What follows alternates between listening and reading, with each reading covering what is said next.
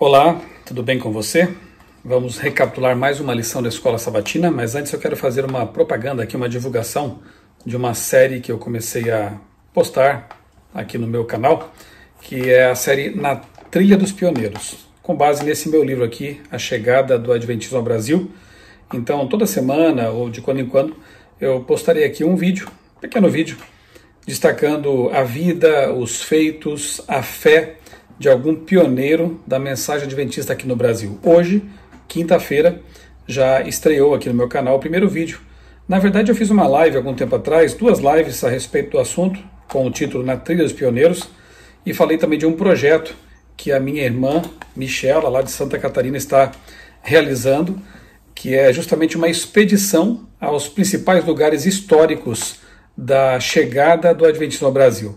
Porto de Itajaí, Brusque, Gaspar Alto, e em cada local ali haverá uma pequena aula, uma explicação sobre os acontecimentos que tiveram lugar naqueles lugares ali, naqueles pontos específicos, e no sábado um culto especial na primeira igreja organizada no Brasil, lá em Gaspar Alto. Se você quiser mais informações sobre isso, é só assistir a essa live na Trilha dos Pioneiros no meu canal, ou então verificar o link aqui na descrição deste vídeo também. Vamos lá então, a lição da Escola Sabatina que continua aqui apresentando histórias, lições, personagens do primeiro livro da Bíblia, o Gênesis. Nesta semana nos falou sobre Jacó, mais um pouco da vida dele e especificamente ali aquela luta que ele teve com um anjo, que na verdade, quando estudamos bem atentamente, sabemos ser o próprio Deus. Jacó, o verso principal da lição, o verso para memorizar, diz assim: Então Deus disse, seu nome não será mais Jacó, e sim Israel, pois você lutou com Deus e com os homens e prevaleceu. Gênesis 32, 28. Só um detalhe para lembrar também, já estamos na 10ª lição, já estamos chegando ao fim do trimestre, e é importante você fazer planos aí de assinar a lição da Escola Sabatina para os seus filhos, para você mesmo. A lição de jovens neste trimestre trata de Tiago, a carta de Tiago, e no próximo o tema será o sábado. Imperdível, temas muito bons, bem abordados, com profundidade, clareza, e a lição, como eu disse, está então já na 10ª lição, e já é hora de começarmos a pensar naquilo que vem, no alimento para o próximo trimestre, para não ficarmos sem o nosso maná, é a comparação que alguns fazem, né? Que é o pão diário, a porção diária para você da palavra de Deus. Jacó para Israel. Que luta foi essa? Qual o significado disso? Que lições podemos extrair para a nossa vida? Felizmente, em meio ao medo do que estava por vir, o Senhor Deus dos pais de Jacó apareceu novamente a ele em um incidente que mais tarde seria conhecido como o tempo de angústia para Jacó, como está lá em Jeremias capítulo 30. E naquela noite, Jacó, o enganador, tornou-se Israel, um novo nome para um novo começo, que resultaria em uma nação com o seu nome, o povo de Israel. É uma lição que, já destacando aqui um dos pontos que mais me chamaram a atenção, apresenta uma família complicada, disfuncional, com filhos que cometeram graves pecados e erros, e no entanto vemos aqui Deus trabalhando na vida deles, inclusive do próprio patriarca Jacó, que, como já vimos, foi enganador, foi enganado, cometeu também seus pecados, mas que aqui tem seu nome trocado, justamente para representar esse novo começo.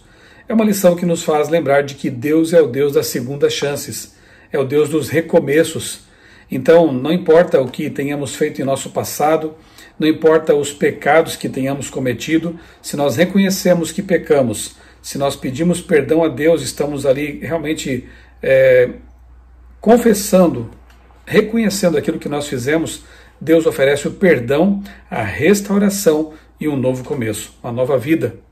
Que nós possamos sair da fase Jacó para a fase Israel também. Domingo, lutando com Deus, aqui a gente vê que ele estava lutando, na verdade, com o mesmo que é identificado em Josué como príncipe do exército do Senhor, ou em Daniel como o sacerdote celestial Miguel.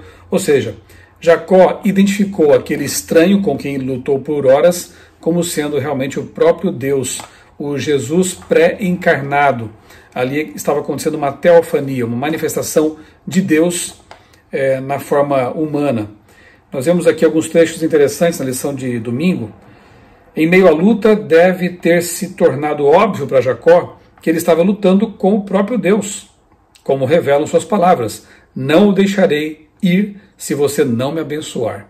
Gênesis 32, 26. No entanto, seu apego fervoroso a Deus, em sua recusa em deixá-lo, também revela o ardente desejo de perdão e de estar bem com o seu Senhor. É uma luta interessante essa, e nós podemos também imaginar as lutas que nós travamos com Deus também. Nós não deveríamos levantar dos joelhos ou de nossos momentos devocionais até que sentíssemos realmente que fomos abençoados por Deus. É lutar com fé para sentir a bênção, para sentir realmente que nós somos abençoados pelo Senhor. A evidência de que ele havia sido perdoado foi a mudança de seu nome, de uma lembrança de seu pecado para uma que celebrava a sua vitória. Seu nome, disse o anjo, não será mais Jacó, o enganador, e sim Israel, pois você lutou com Deus e com os homens e prevaleceu. Segunda-feira, o encontro dos irmãos, e aqui a lição nos faz lembrar de que Jacó havia estado 20 anos sem ver o irmão. Lembram que ele teve que fugir porque tinha enganado Esaú, e Esaú ameaçou de morte, e realmente Jacó quis voltar para sua terra, mas não sabia se o irmão iria perdoá-lo, se teria superado essa situação, esse engano de ter Jacó roubado de Esaú a primogenitura, porque, como nós já vimos, Esaú não deu valor para isso, especialmente para a parte espiritual que envolvia a primogenitura. Então Jacó, ele decide voltar. E essa angústia de saber se ele teria realmente a aceitação do irmão, tudo isso marcou essa viagem de retorno. É como se a intenção de Jacó fosse pagar sua dívida com seu irmão, quando ele se prostra ali várias vezes diante dele, e devolver a bênção que havia roubado dele. Quando Esaú viu Jacó, contra todas as expectativas do leitor, que não saberia o que aconteceu, né? Imagina você lendo pela primeira vez a história, e do próprio Jacó também, que não sabia qual seria a reação do irmão, contra todas as expectativas, correu para ele, e em vez de matá-lo, Esaú matá-lo, o beijou e choraram. Que encontro maravilhoso deve ter sido esse, né? Esse abraço adiado por 20 anos. A experiência de Jacó com o perdão divino em Peniel, onde ele viu a face de Deus, se repetiu em sua experiência com o perdão do seu irmão. Ali Jacó viveu o Peniel pela segunda vez. A primeira foi um preparo para a segunda. Jacó foi perdoado por Deus e por seu irmão. Ele deve ter entendido ainda mais do que antes, o significado da graça. Realmente, né? Experiência maravilhosa, o perdão de Deus e o perdão de Esaú. Isso com certeza retirou um peso gigantesco do coração de Jacó. Depois veremos que essa experiência, né, dessa angústia, ela é usada para comparar a angústia pela qual passará o povo de Deus nos últimos dias. Depois nós chegaremos a esse ponto aí também. Terça-feira nós vemos aqui alguns relatos muito tristes e ocorridos aqui, relacionados com a família de Jacó, que queria simplesmente viver em paz naquela localidade. Aqui é dito que é usada a palavra shalem, que deriva do verbo shalom, que é estar seguro, estar completo, estar em paz. É usada pela primeira vez para caracterizar a jornada de Jacó. Tudo o que ele queria realmente era essa paz. Viver em paz com as pessoas, em paz com Deus. Mas infelizmente as coisas não caminharam bem dessa forma, né? Jacó estava ali, então, vivendo entre os cananeus e queria encontrar um local para viver em paz com todos. Só que no capítulo 34 nós encontramos, então, um triste relato de um abuso sexual, de uma violência praticada pelos irmãos de Diná, que foi violentada por Siquém. E o texto da lição diz assim, que a história desse incidente sórdido destaca a ambiguidade dos personagens e de suas ações. Siquém, que violou Diná, também foi sincero e amoroso com ela e desejou fazer as pazes. Ele estava até mesmo disposto a submeter-se ao rito da circuncisão. O que não muda o fato de que ele foi uma pessoa que praticou abuso, violentou Diná Então o pecado, o ato praticado não podem ser minimizados. Realmente foi um ato terrível. Mas depois ele se arrepende de seu pecado e tenta de alguma forma consertar as coisas.